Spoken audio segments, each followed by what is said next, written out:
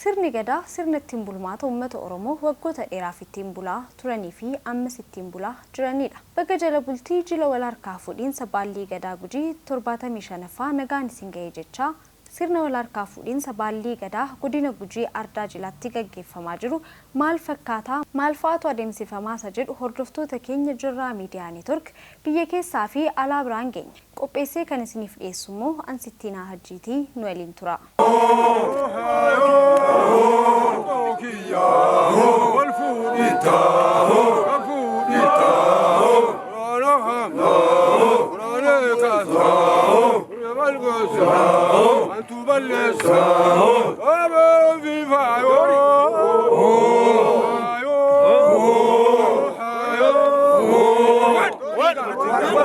Ardaan Jilaa Me'ee Bokkoo ardaa namoonni wal kabajaaf jaalalaan itti jiraatan kan sirni wal harkaa fuudhiinsa baallii gadaa itti gaggeeffamudha. Quxusuun hangafa isaa kabajee hangafaa fi maandhaan wal kabajanii humnaan osoo hin taane jaalalaan ardaa itti jiraatanidha. Abbootiin gadaa baallii kennanii fi abbootiin gadaa baallii fudhatan qachaa garagaraa yookaan mana garagaraa keessa qubatu. Ardaan Jilaa lafa eebbifamaa fi lafa waaqni itti kadhatamu waan ta'eef yoo qachaan kun ijaaramuuf hundeen isaa qotamu damma aannanii fi bunaan akka ta'es jiraattonni naannichaa nutti himaniiru.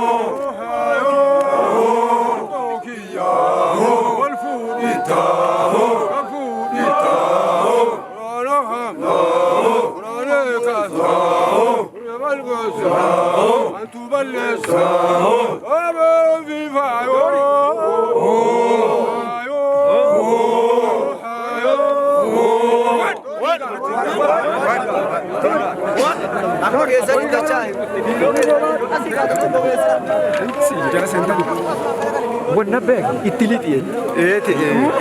Marti gabata ta. Buona soda. Buona khata. Obaranu kenna.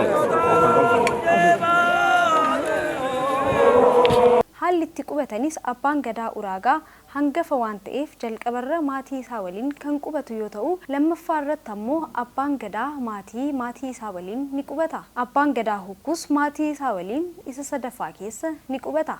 Kunis namoonni wal jaalatanii fi wal kabajanii jiraachuu akka danda'an kan ibsudha. Dhumarrattis manni citaan kan jiru yoo ta'u kun immoo abbootiin gadaa aangoo isaanii kanan dura kennan jechuunis abbootiin gadaa dura aangoo irra turan yookaan gumii sagal jedhamuun kan beekaman kan keessa qubatanidha.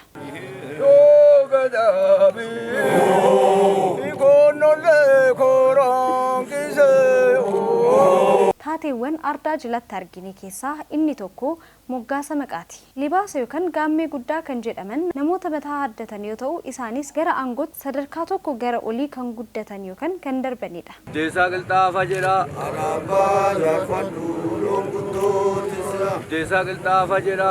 Araambaa jaarfadhu loonguttootisira.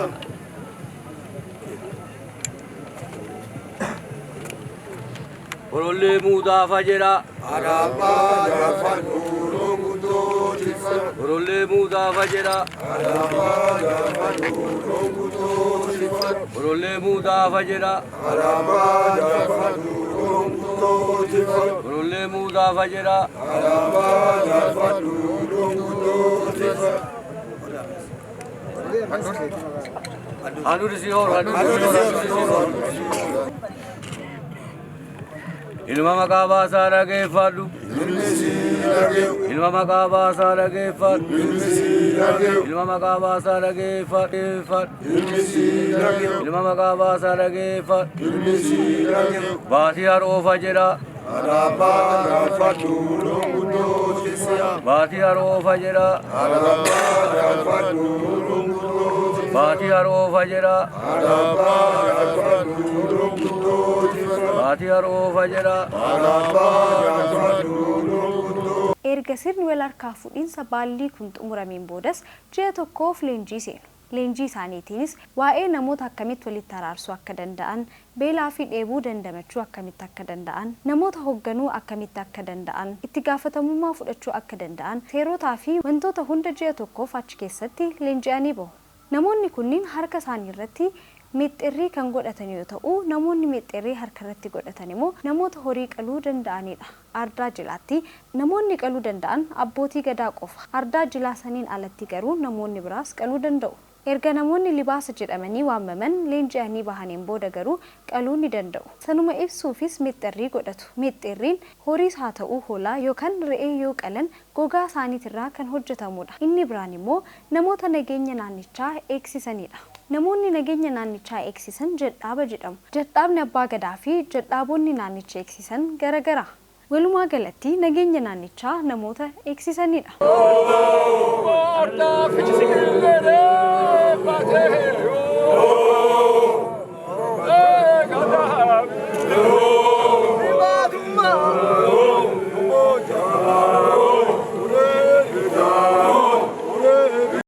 Tartiiba hangafaa fi maandhaan gara gaaddisa gumii kan deemamu yoo ta'u, gaaddisa gumii yoo seenamu immoo kophee baafatamee meeshaa waraanaa kaa'ameetu seenama. Kunis lafti sun bakka seerri itti tumamuu fi lallabamu lafa eebbifamaa waan taateef akka ta'es dhageenye jirra. Seericha kan lallaban yuuba jedhamu. Yuuba kan ta'an immoo namoota sadarkaa abbaa gadaa darbanii fi namoota beektotadha. Erga gara gaaddisa gumii seenameen booda eebba abbootii gadaan kan jalqabamu yoo ta'u,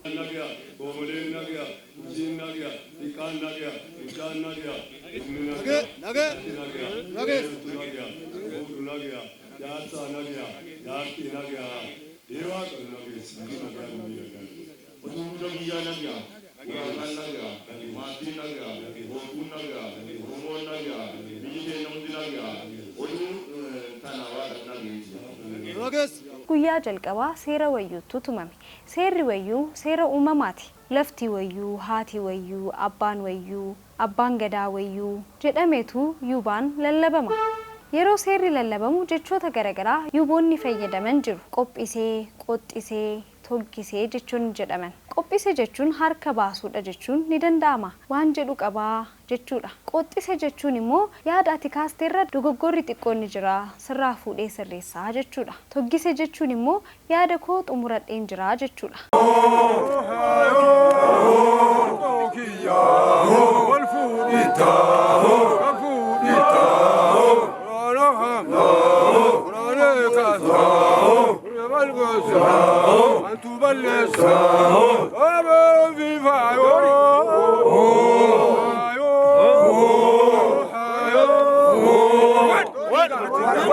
Gumii guyyaa lammaffaan immoo seerri ilmaa intalaa kan tumame yoo ta'u, seera ilmaa intalaa irrattis kabaja dubartiin qabdu wantoota dubartoonni balleessaa jiran akka dhaabbatus tumameera. Dabalataanis dubartiin gujii akka hin gurguramne jechuunis gabbarri akka hin jirree fi haadholiin akkaataa seera gujii keessa hin jirreen qarshii fudhatan akka dhaaban tumame.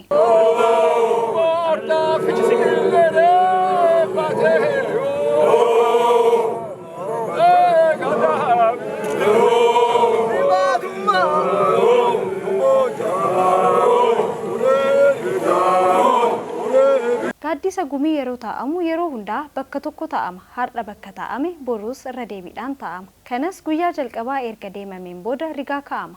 Guyyaa lammataas gaafa deebi'amu achuma bakkuma jalqabaa sanitti rigaan lammaffaas taa'ama. Baay'inuma guyyaa taa'ameen rigaan ni kaa'ama. Kunis guyyaa meeqa akka hirmaatee kan ittiin beekamudha. Afaan amma jiruun attendaansii akka jechuuti. Erga gumiin xumurameen booda qeexalatu jira. Akkuma yoo barumsa seenu faaruu biyyaalessaa fi faaruu naannoo Oromiyaatiin jalqabnu san akkuma yoo xumurrus faaruma sanniin xumurru san jechuudha.